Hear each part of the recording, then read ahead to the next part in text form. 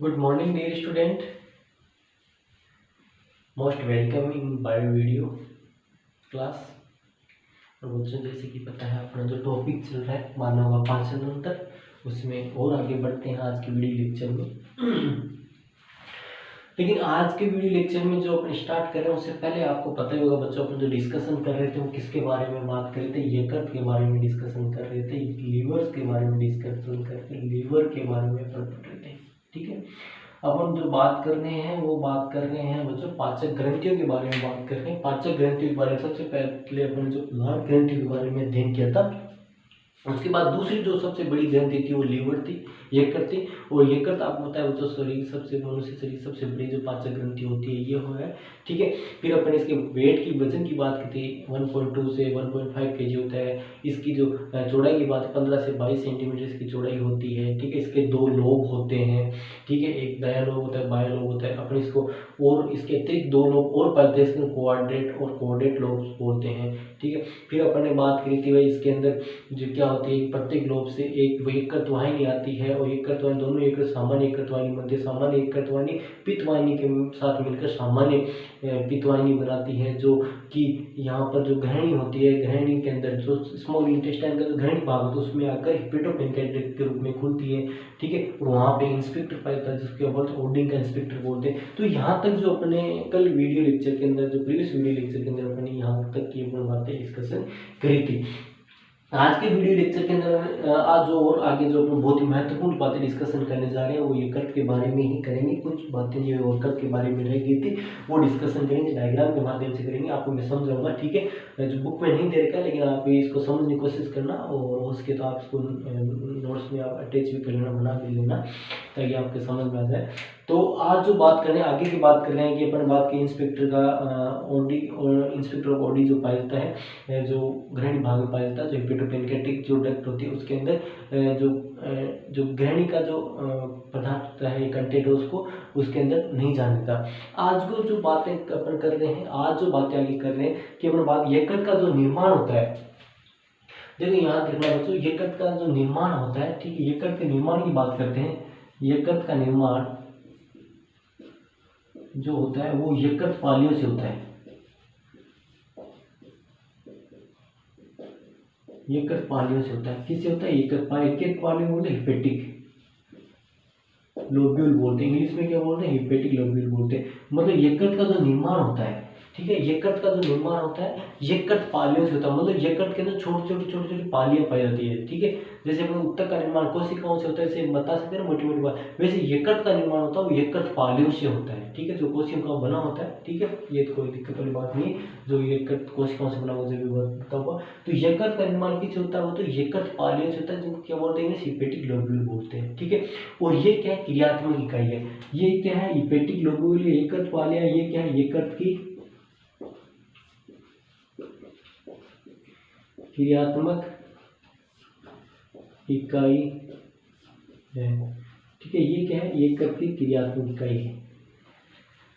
ये क्या है बच्चों? यकृत की क्रियात्मक इकाई है, याद रखना। ठीक है, हिपेटिक लोब्यूल अपन बात की यकृत की जो पालियां होती है, यकृत की जो पालियां होती है, यकृत पालियां होती है। ठीक है, यकृत पालियों की बात करते हैं। यकृत जो पालियां होती है, हिपेटिक जो लोब्यूल होते हैं, ये क्या होती है? यकृत की क्रियात्मक इकाई है, सबसे पहली बात। अब इनका निर्माण कैसे होता है इन पालियों? ये एक पाली है, ये जो डायग्राम दिख रहा है ना, ये देखो मैंने यहाँ पे हिपेटिक लोब्यूल लिखा है और ये हिंदी में बोलते हैं यकृत पाली। ये क्या है? यकृत पाली है। ठीक है, ये हिपेटिक लोब्यूल है, एक ये यकृत पाली है। ठीक है, ये एक यकृत आपके जो पाली है। ठीक है, ये क्या है? एक यकृत पाली है। ठीक है, इस प्रकार से हम बात करते हैं, ये है एक यकृत पाली है आपकी। तो इसके जो निर्माण की बात करें, इसके जो निर्माण की बात करें, तो इसके निर्माण की बात की अगर बात करें तो देखो हिपेटिक लोब्यूल, तो इसका जो निर्माण होता है किससे? यकृत कोशिकाओं से होता है। यकृत पाली का जो बात करते हैं, इसका जो निर्माण होता है ये किससे होता है? यकृत कोशिकाओं से होता है, जिसको हिपेटोसाइट सेल्स बोलते हैं।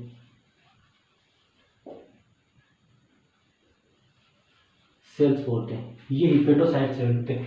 तो यहाँ पर तो हिपेटोसाइट सेल्स कौन सी? ये जो डॉटेड डॉटेड आपको दिख रही है, ये जो माला के रूप में ये कोशिकाएं दिख रही है, हिपेटोसाइट कोशिकाएं हैं। मतलब इस पाली का निर्माण हो रहा है, देखो इस इन कोशिकाओं से हो रहा है। इनको यकृत कोशिकाएं बोलते हैं, हिपेटोसाइट कोशिका बोलते हैं। हिपेटोसाइट कोशिकाएं व्यवस्थित होती है इस प्रकार से बात करें तो हिपेटोसाइट कोशिका होती है इस प्रकार व्यवस्थित होती है। इनके बीच में एक संघीय नाल और पाई जाती है, देखो इस प्रकार से हम बात करेंगे, ठीक है। इनके बीच में क्या होती है, यकृत कोशिका और पंक्तियों के बीच में संक्रिय अवकाश होते हैं, ठीक है। ये संक्रिय अवकाश देखो ये, ठीक है, ये संक्रिय अवकाश होते हैं, ये, ठीक है, इस प्रकार से। तो इन बीच में क्या होते हैं, संक्रिय अवकाश होते हैं। और ये जो संक्रिय अवकाश होते हैं इनमें क्या होता है, अंतःस्तंभ जो एंडोथेलियम वाली कोशिकाएं स्थित होती है और इन अवकाशों को यकृत कोठरियां भी कहते हैं। तो ये जो अपन बात करते हैं, देखो ये तो हो गया आपके हिपेटोसाइट कोशिकाएं हैं। देखो ये हिपेटोसाइट कोशिकाओं से क्या होते हैं, ये बढ़ते हैं। इसमें क्या होता है, देखो ये हिपेटोसाइट कोशिकाओं से बने हैं, ये सेंट्रल वेन है और ये हिपेटोसाइट कोशिकाएं इस प्रकार व्यवस्थित होती है। इनके बीच में देखो ये अवकाश है, ठीक है। ये इस अवकाश को क्या बोलते हैं, रक्त यकृत कोठरी या सिनुसोइड्स बोलते हैं। इनको क्या बोलेंगे बोलो, आपके बोलेंगे यकृतिक कोठरियां, ठीक है। यकृतिक कोठरियां जैसे अपन बात करें, जो अवकाश दिख रहे हैं, जो ये देखो हिपेटोसाइट कोशिकाएं हैं, इस प्रकार से व्यवस्थित हो रही है। हिपेटोसाइट कोशिकाएं ये व्यवस्थित होगी इस प्रकार से, हिपेटोसाइटिक व्यवस्थित। इनके बीच में ये संक्रिय, मतलब ये होती है, ये संक्रिय जो इनके बीच में जो बात करते हैं सक्रिय अवकाश होते हैं। इन अवकाशों के अंदर बात होती है, इन अवकाश को यकृत कोठरियां बोलते हैं, सिनुसाइट बोलते हैं। देखो इनको क्या बोलते हैं, सिनुसाइट बोलते हैं। ये सिनुसाइट, देखो ये सिनुसाइट, आप नाम समझ लेना, ये जो है ये सिनुसोइड्स है, ये सिनुसोइड्स है। इनको यकृतिक कोठरियां बोलते हैं। इन यकृतिक कोठरियों में देखो ये, देखो आपको दिख रहा है ये कूपर सेल, इनके अंदर क्या होती है, इन यकृतिक कोशिकाओं के अंदर क्या होती है, कूपर सेल्स पाई जाती है। इनकी भित्ति से लगन, इन यकृतिक कोशिकाओं से भित्ति से लगन क्या पाई जाती है, कूपर सेल्स पाते हैं। कूपर को सेल्स का मुख्य कार्य महाभक्षाणु प्रकृति की होती है। कूपर सेल की बात करें तो कूपर जो सेल्स होती है वो बच्चों किस प्रकार की होती है, कूपर सेल्स होती है जो महाभक्षाणु प्रवृत्ति की होती है। महाभक्षाणु प्रवृत्ति का मतलब होता है ये जीवाणु कोशिका उनका भक्षण करती है और जो वर्त जो रक्त कोशिका उनका भक्षण कर लेती है। तो इस प्रकार से ये कूपर सेल पाई जाती है। देखो ये कूपर सेल्स है। तो ये जो रक्त यकृतिक कोठरियां हैं या सिनुसोइड्स है, इनके अंदर क्या होती है, ये क्या होती है, कूपर सेल्स पाई जाती है।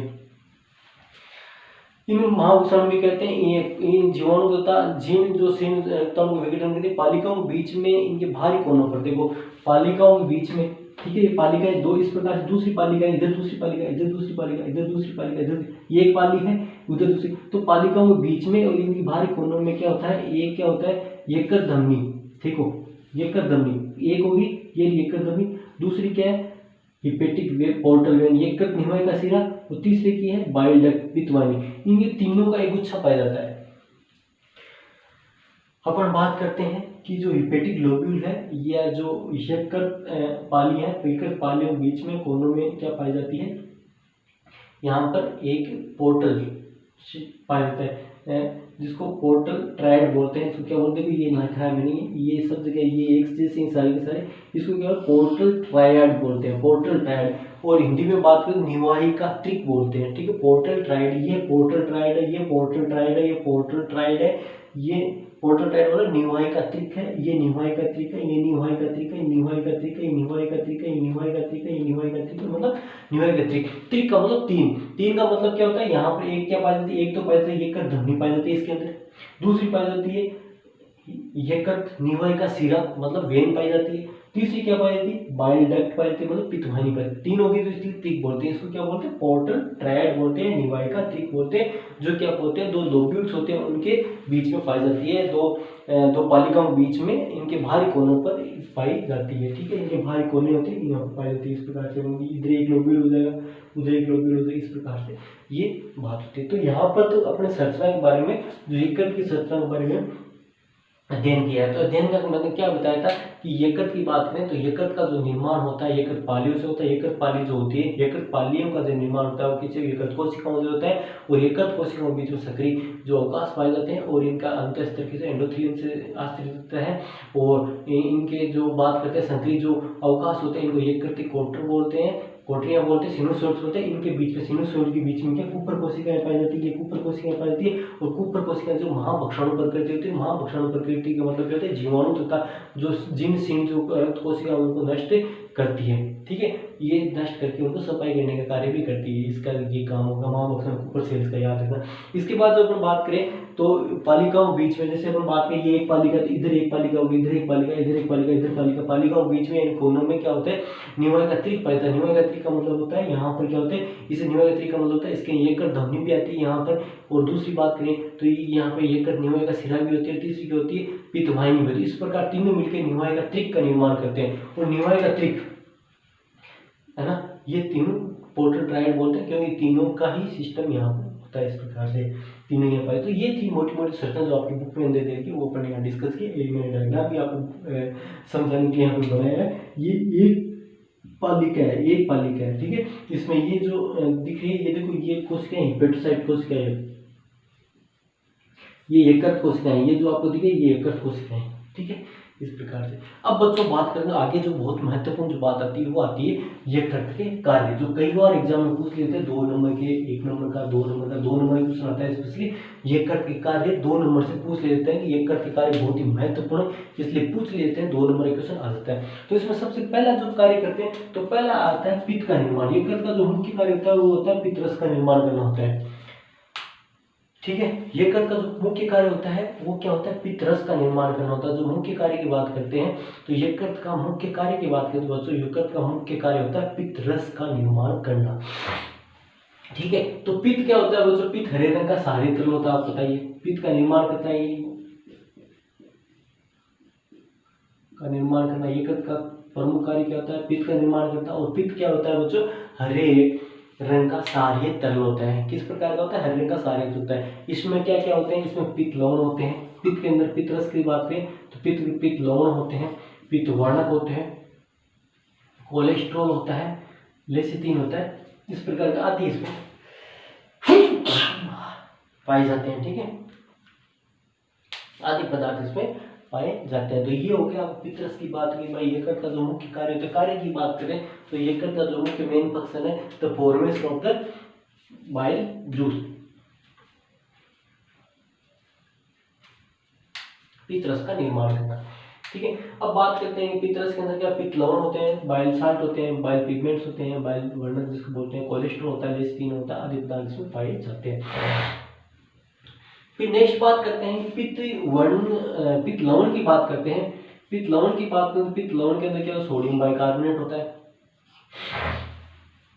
ग्लाइकोकोलेट होता है, टोरोकोलेट होता है, ठीक है, ठीक है।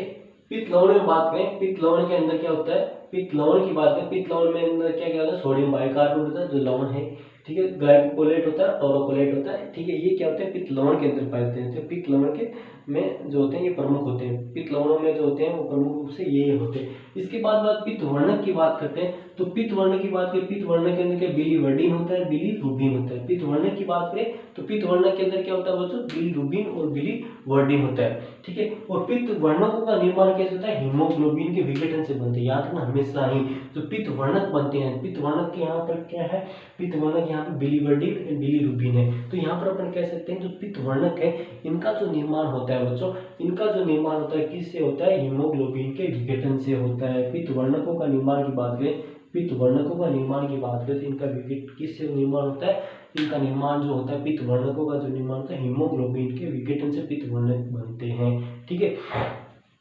फिर आगे इनके विघटन से और जो पदार्थ बनते हैं। फिर बात करते हैं पित्त रस में वसाओं का पाचन में महत्वपूर्ण भूमिका होती है। अपन बात करते हैं तो पित्त रस होता है, इसकी बात करें पित्त रस का कार्य क्या होता है, तो पित्त रस का जो मुख्य कार्य होता है वसाओं के पाचन में इसकी महत्वपूर्ण भूमिका होती है या महत्वपूर्ण रूप से भाग लेता है।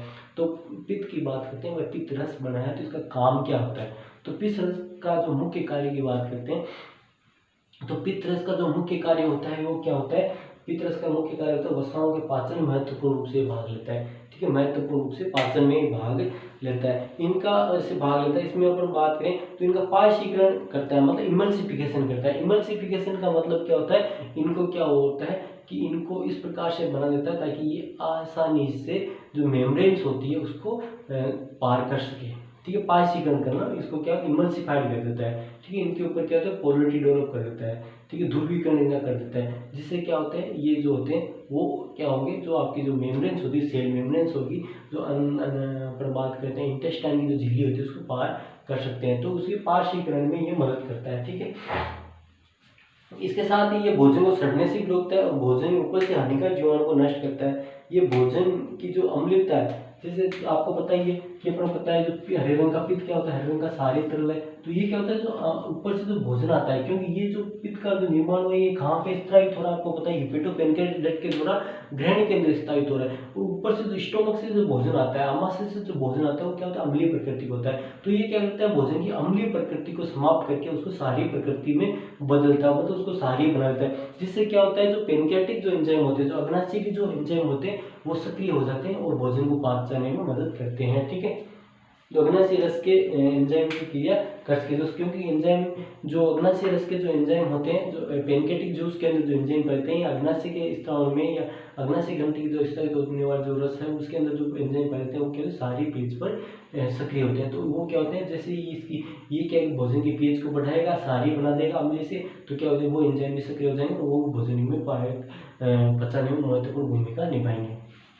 इसके बाद दूसरा जो आता है बच्चों, दूसरा जो ये तो हो गया पित्त रस का निर्माण, दूसरा जो फंक्शन यहाँ पर आता है बात करें तो यकृत कोशिका आवश्यकता से अधिक जो ग्लूकोज होता है, ठीक है, जैसे अपन एक्स्ट्रा डाइट लेते हैं, ज़्यादा मात्रा में खा लेते हैं, ज़्यादा मात्रा में शरीर में ग्लूकोज चला जाता है, तो यकृत की कोशिकाएं क्या करती है एक ग्लाइकोजिनेसिस प्रक्रिया के द्वारा क्या होती है जो अतिरिक्त जो ग्लूकोज है उसको किसमें ग्लाइकोजन में परिवर्तित कर देती है। मतलब क्या है अतिरिक्त जो ग्लूकोज की मात्रा शरीर के अंदर जो मतलब अपने खाया ज़्यादा मात्रा में खाया, अपने शरीर को जितनी ऊर्जा की आवश्यकता होती है वो तो हो गया, लेकिन जो बच गया जो ग्लूकोज जो अतिरिक्त मात्रा में जो ग्लूकोज होता है वो ग्लाइकोजेनेसिस प्रक्रिया के द्वारा किसमें ग्लाइकोजन में परिवर्तित होता है। इस फॉर्म में आपको पता है ग्लाइकोजन के रूप में क्या होता है वो संचित हो जाता है। ग्लाइकोजन बदल के यकृत कोशिका क्या संग्रह कर लेती है, इस क्रिया को क्या करते हैं ग्लाइकोजेनेसिस कहते हैं। इसको क्या कहेंगे ग्लाइकोजेनेसिस कहेंगे, ग्लाइकोजेनेसिस। तो ये दूसरा जो पॉइंट हो गया वो हो गया बच्चों ग्लाइकोजेनेसिस। समझने की कोशिश करना ग्लाइकोजेनेसिस मैं क्या कह रहा हूँ कि अतिरिक्त जो ग्लूकोज की मात्रा होती है उसको क्या करती है यकृत कोशिका क्या करती है ग्लाइकोजेनेसिस की माध्यम से ग्लूकोज को जो अतिरिक्त ग्लूकोज उसको ग्लाइकोजन में परिवर्तित करके उसको संग्रह कर लेती है। इस प्रक्रिया को क्या बोलते हैं ग्लाइकोजेनेसिस बोलते हैं। फिर नेक्स्ट बात आती है तो ग्लाइकोजिनोलाइसिस। ग्लाइकोजिनोलाइसिस ये उसकी जो प्रक्रिया ग्लाइकोजेनेसिस है उसकी विपरीत प्रक्रिया होती है। इसके अंदर क्या होता है कि जब कभी रक्त में शर्करा की कमी हो जाती है, अब मतलब जो अपने संचित भोजन के लिए ग्लाइकोजन के रूप में संचित है, लेकिन कई बार क्या होता है जैसे भोजन नहीं मिलता है या रक्त के अंदर बर्बाद का शर्करा की कमी हो जाती है, तो ये यकृत कोशिकाएं क्या करती है जो संचित जो ग्लाइकोजन है उसका ब्रेक डाउन उसको तोड़कर क्या बना लेती है वापस ग्लूकोज बना लेती है। तो देखो ग्लाइकोजन को तोड़ क्या होना ग्लूकोज, इस प्रक्रिया क्या बोलते हैं ग्लाइकोजिनोलाइसिस। मतलब लाइसिस मतलब तोड़ना, किसको तोड़ना ग्लाइकोजन को, ठीक ग्लाइकोजिनोलाइसिस। तो ये ग्लाइकोजिनोलाइसिस प्रक्रिया के द्वारा क्या होता है जो ग्लाइकोजन है जो संचित जो ग्लाइकोजन होता है वो किस में टूट जाता है वापस ग्लूकोज के अंदर टूट जाता है, ठीक है, वापस ग्लूकोज में टूट जाता है, जिससे क्या हो जाएगी कि अपन को ग्लूकोज की जो पूर्ति होगी वो हो जाएगी, अंदर शरीर के अंदर ही ग्लूकोज की जो पूर्ति होती है वो हो सकती है। इसके बाद जो चौथा पॉइंट आता है वो होता है ग्लूकोनियोजेनेसिस। ग्लूकोनियोजेनेसिस का मतलब क्या होता है बच्चों, ग्लूकोनियोजेनेसिस का मतलब ये है कि ग्लूकोनियोजेनेसिस से मतलब बच्चों ये है कि कई बार क्या होता है कि जो नॉन कार्बोहाइड्रेट सोर्स है, नॉन कार्बोहाइड्रेट सोर्स का मतलब क्या होता है कि मतलब बगैर कार्बोहाइड्रेट के नॉन कार्बोहाइड्रेट सोर्स क्या हो जाएंगे जो नॉन कार्बोहाइड्रेट सोर्स से वजह से वसी अम्ल है या अमीनो अम्ल है इनसे ग्लूकोज का बनाना, तो ये क्या बोलते हैं ग्लूकोनियोजेनेसिस बोलते हैं। इसको क्या बोलते हैं ग्लूकोनियोजेनेसिस बोलते हैं, मतलब नॉन कार्बोहाइड्रेट से ग्लूकोज का बनाना, नॉन कार्बोहाइड्रेट सोर्स से ग्लूकोज का बनाना क्या कहलाता है बच्चों, ग्लूकोज का बनाना क्या कहलाता है, ठीक है, ग्लूकोनियोजेनेसिस कहलाता है। ठीक है, ये प्रक्रिया भी होती है। कई बार क्या होता है कि कार्बोहाइड्रेट सोर्स जो होता है स्रोत तो कार्बोहाइड्रेट का जो स्रोत होता है वो उपस्थित नहीं होता, तो क्या होता है कई बार जो बगैर कार्बोहाइड्रेट के भी जैसे वसी अम्ल है अमीनो अम्ल है उनसे भी क्या होता है अपन जो ये बना सकते हैं, क्या बना सकते हैं बच्चों ग्लूकोज बना सकते हैं। इस प्रक्रिया को क्या बोलते हैं ग्लूकोनियोजेनेसिस बोलते हैं। इसके बाद पांचवा जो पॉइंट है, यकृत कोशिका विटामिन ए का संश्लेषण संचय करती है, तथा विटामिन डी और विटामिन डी का B12 का संचय करती है। पांचवा जो पॉइंट आप देखो तो यकृत की कोशिकाएं बात करते हैं, यकृत की कोशिकाएं विटामिन डी का संश्लेषण व संचय करती है। तो साथ साथ में अपन बात करें तो विटामिन ए का संश्लेषण और संचय करती है, विटामिन डी और विटामिन B12 है उसका भी संचय करती है। ठीक है, तो अपन बात करते हैं तो ये विटामिन, जैसे बात करते हैं विटामिन ए का संश्लेषण करते हैं वह संचय करती है, तथा vitamin D and vitamin B12 का संचय करती है। ठीक है, इसका संचय करती है, स्टोर करती है इनको तो, और विटामिन ए का जो है जो संश्लेषण और संचय दोनों ही कार्य करती है। इसके अतिरिक्त जो आगे का छठा पॉइंट है वो अपन डिस्कशन करें तो यकृत कोशिकाएं यूरिया का संश्लेषण करती है। छठा पॉइंट की बात करें तो यूरिया का संश्लेषण, यूरिया का संश्लेषण। तो यूरिया का संश्लेषण से क्या मतलब होता है यहाँ पर कि आपको पता है कि जो यूरिया जो साइकिल होता है, अपन आगे पढ़ेंगे कि यूरिया साइकिल होता है कि आपके आहार कक्षा में पढ़ोगे जब आगे जाओगे तो यूरिया साइकिल की बात है। यूरिया साइकिल जो होता है तो यूरिया साइकिल ये कहाँ पे होता है, लीवर से के अंदर ही होता है। ठीक है, लीवर के अंदर ही होता है। तो यहाँ पर क्या होता है, जो अमीनो अम्ल होते हैं उनके विघटन से क्या होता है यूरिया, या प्रोटीन की बात करें प्रोटीन के विघटन अमीनो अम्ल के विघटन से क्या होता है यूरिया बनती है। और यूरिया का जो निर्माण होता है वो कहाँ पे होता है, यकृत कोशिकाओं के अंदर ही होता है। तो अपन बात करें यकृत कोशिकाएं यूरिया का संश्लेषण कार्य भी करती है। फिर नेक्स्ट की बात की यकृत कोशिकाएं हिपेरिन नामक पदार्थ बनाती है जो रुधिर वाहिकाओं में रक्त को जमने से रोकता है। तो सातवां पार्ट कहते हैं हिपेरिन, जो रक्त, ठीक है, रक्त को वाहिकाओं में जमने से रोकता है। तो यकृत कोशिकाएं क्या होती है, हिपेरिन नामक एक जो पदार्थ बनाती है जो रुधिर वाहिकाओं में रुधिर को जमने से रोकता है। फिर आती है नेक्स्ट आठवां जो पॉइंट की बात करते हैं तो आठवां पॉइंट में अंदर अपन डिस्कशन करें तो आठवां पॉइंट है बच्चों, जैसे अपन बात करें तो जो यकृत कोशिकाएं होती है वो क्या प्रोथ्रोम्बिन फाइब्रिन नामक रुधिर जो प्रोटीन्स का संश्लेषण करती है, जिस किसी चोट लगने में रक्त का धक्का देने में महत्वपूर्ण भूमिका निभाती है। जो थ्रोम्बिन और प्रोथ्रोम्बिन है, प्रोथ्रोम्बिन और फाइब्रिनोजेंस जो होते हैं ये जो है इनका जो निर्माण है, ये जो रक्त के धक्का जमने के अंदर जो कारक होते हैं जो प्रोटीन फैक्टर से ये है। तो प्रोथ्रोम्बिन और फाइब्रिनोजन नामक जो रुधिर इसके अंदर जो होते हैं जो प्रोटीन फैक्टर से इनका निर्माण रुधिर को इनकी बात करें यकृत कोशिकाओं के अंदर होता है इनका निर्माण भी।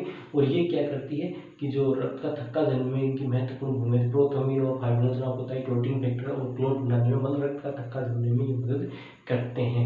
इसके बाद नाइन्थ नंबर का जो पॉइंट है यकृत कार्य की बात करें, नाइन्थ नंबर का पॉइंट आता है वो आता है यकृत भ्रूणावस्था में रुधिर, बहुत इंपॉर्टेंट, रुधिर उत्पादक की तरह कार्य करता है। मतलब क्या होता है भ्रूण अवस्था के अंदर जो अपने अंदर याद रखना बच्चों जो रक्त बनता है ना, जैसे अपन बात करते हैं एडल्ट अवस्था में रक्त का निर्माण क्या होता है जो अपनी बोन में होती है उसके अंदर होता है। ठीक है, लेकिन भ्रूणीय अवस्था के अंदर रुधिर का उत्पादन यकृत में होता है।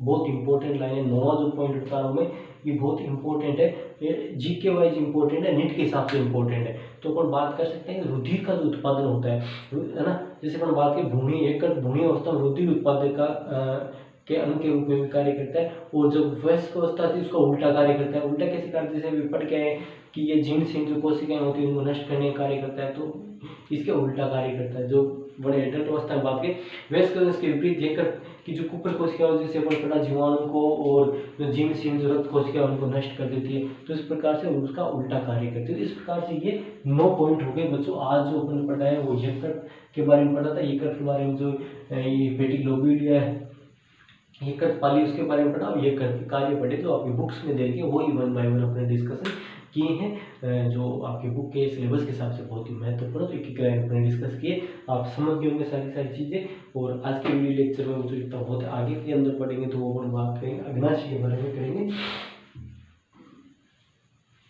आज के वीडियो लेक्चर में इतना बहुत